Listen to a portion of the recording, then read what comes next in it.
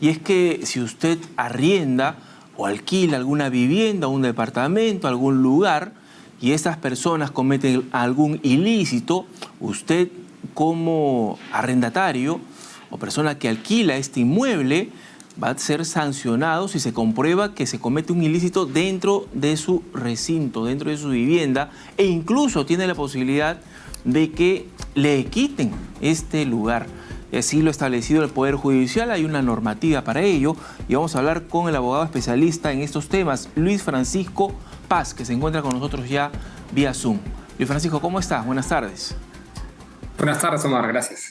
A ver, explícanos un poco de qué se trata, porque muchos no saben que pueden perder su vivienda si se comprueba que se le ha alquilado a personas que cometen algún ilícito, como el que ya hemos visto días atrás en Comas, ¿no? 30 ciudadanos colombianos, venezolanos fueron detenidos en un lugar en donde la policía comprobó que se cometían actos criminales. Efectivamente, es un tema importante que muchas personas no conocen y es bueno que tengan el conocimiento mínimo indispensable para cuidar sus espaldas. Hace unos días, un juez penal de la República, el juez Rosas Castañeda, hizo una entrevista, un comunicado explicando a la ciudadanía que en determinados casos, tampoco hay que ser alarmistas con esto, en determinados casos podría el propietario de un inmueble verse afectado o involucrado si es que en el inmueble que alquila pues se comete un hecho delictivo. Ya. Por ejemplo, un secuestro, por ejemplo, un lavado de activos, falsificación de documentos Trata o de billetes, de personas. en fin, ¿no? Totalmente, trata También. de personas, delito gravísimo, ¿no? O, por ejemplo, planificaciones terroristas, en Claro. fin, algunos delitos de ese calibre y de esa gravedad, ¿no? Si eso sucede, acá hay dos cosas muy importantes.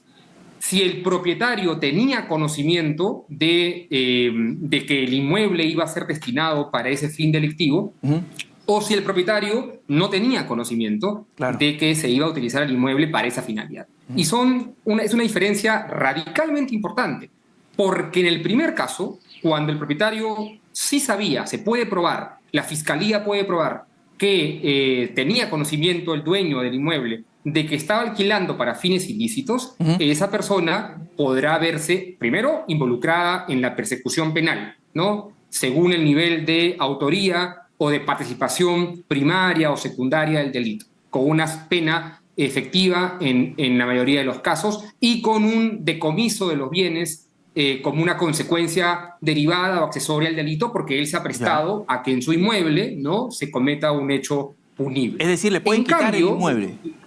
Exactamente, le podrían quitar el inmueble. Entonces, si uno arrienda con conocimiento o con probable conocimiento de que se va a cometer un delito y uno es negligente incluso, ¿no?, y se puede luego mañana más tarde probar que debiste conocer o conocías que se iba a cometer un delito en ese inmueble, pues habría problemas para el propietario. El segundo caso es un caso diferente que sí vale la pena que los televidentes y la ciudadanía sepan, y es cuando uno no tiene conocimiento ni tiene cómo saber realmente que es la mayor parte de personas que alquilan, ¿no? Porque uno no sabe si la persona que le alquila el inmueble comete algún ilícito, ¿no? O simplemente está viviendo en ese lugar. Exactamente, Omar. En la mayoría de casos uno alquila, uno alquila una casa, un departamento, una fuente de ingresos, ¿no?, o uno alquila una bodega, un kiosco, en fin, inmuebles, depósitos, almacenes, tantos alquileres que hay en el Perú. Y ahí, ¿cómo saber? Lo principal que se puede recomendar en este tipo de casos es lo siguiente. Lo primero es que se pida algún tipo de información mínima indispensable al inquilino, ¿no? ¿Quién es? ¿Quiénes van a vivir ahí? Que se dejen claro en el contrato quiénes van a ser las personas y para qué uso se va a utilizar el inmueble, ¿no?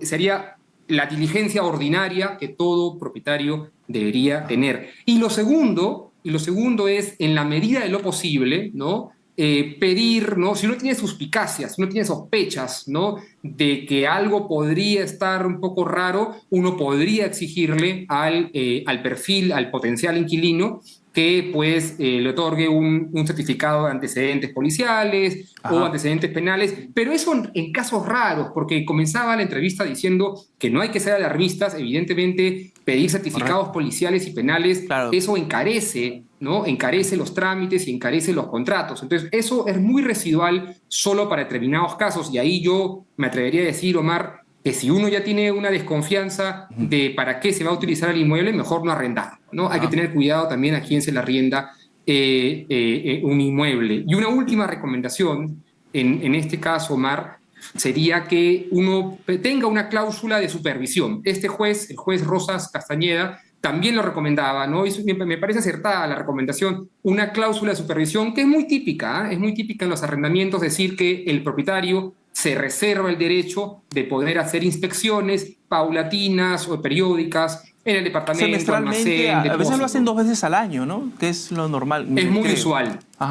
Es muy usual, es muy usual y es recomendable, me atrevería a decir, Omar, no solamente para los temas de corroborar este punto que estamos discutiendo, sino también para ver el estado del inmueble, la conservación, el cuidado. Claro. Es una cláusula que ya de por sí se estila y sí es recomendable que se ejerza, porque muchas veces está puesta en el contrato por los abogados o por los formatos que se utilizan para contratar, pero no se terminan ejerciendo. Claro. Una buena recomendación, una buena práctica sería que las personas paulatinamente, como bien has mencionado, Omar, pues hagan uso de la cláusula e inspeccionen, tomen fotografías, que mañana más tarde a la persona, al propietario, le puede servir para defenderse si se ve involucrado injustamente en un tema penal, ¿no? Ya.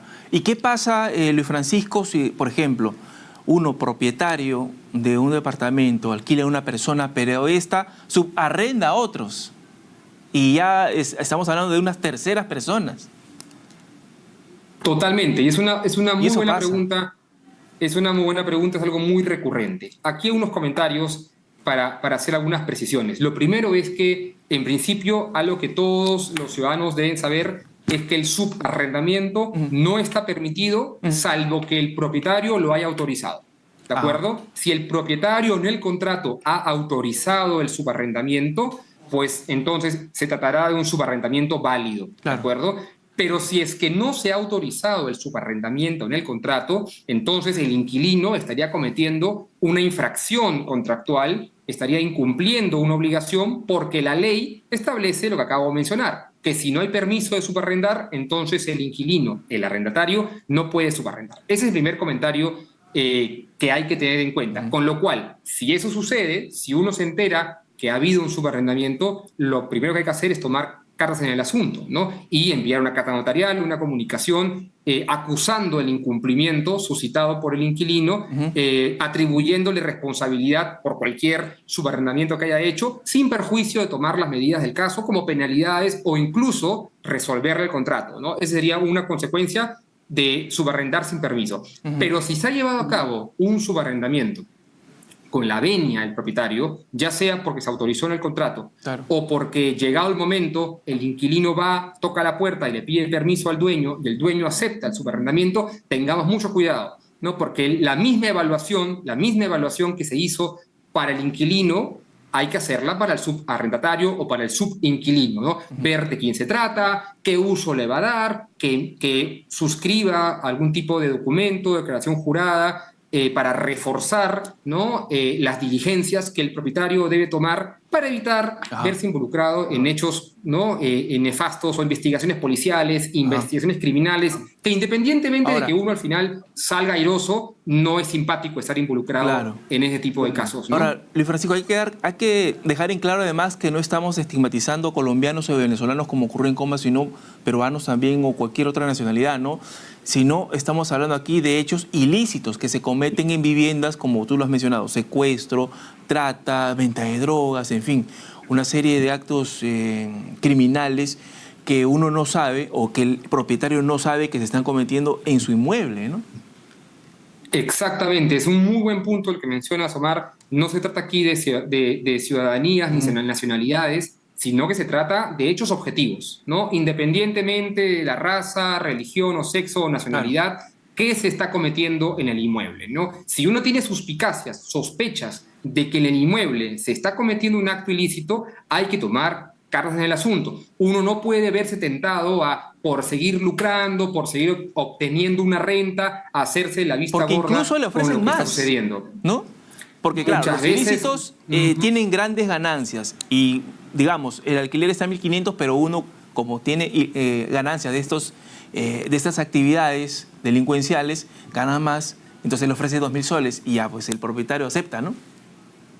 Se ve tentado y termina muchas Claro. veces aceptando, eso es verdad. Y hay un peligro ahí, porque de repente la ganancia de hoy termina siendo un problema del mañana, ¿no? Y es algo que los propietarios tienen que saber. Primero, que están colaborando con un acto ilegal, ¿no? Y lo segundo es que se van a ver o se podrían ver potencialmente involucrados con consecuencias penales, ¿no? Ya el juez lo explicó, cuando hay un conocimiento de parte del propietario, ¿no? O hay indicios, ¿no? Se puede probar indicios de que el propietario, el dueño, tenía suficiente conocimiento y se hacía de la vista gorda, como repito, mañana más tarde uno puede ser incluso cómplice primario o secundario del hecho cometido ahí, ¿no? Mucho cuidado con eso, que aceptar, ¿no?, dinero fácil puede tener mañana más tarde consecuencias graves. Correcto, Luis Francisco. Muchas gracias por esta reflexión. Es importante, sin duda, para la gente, para las personas que tienen muebles y bienes y que, bueno, para obtener alguna ganancia alquilan, ¿no?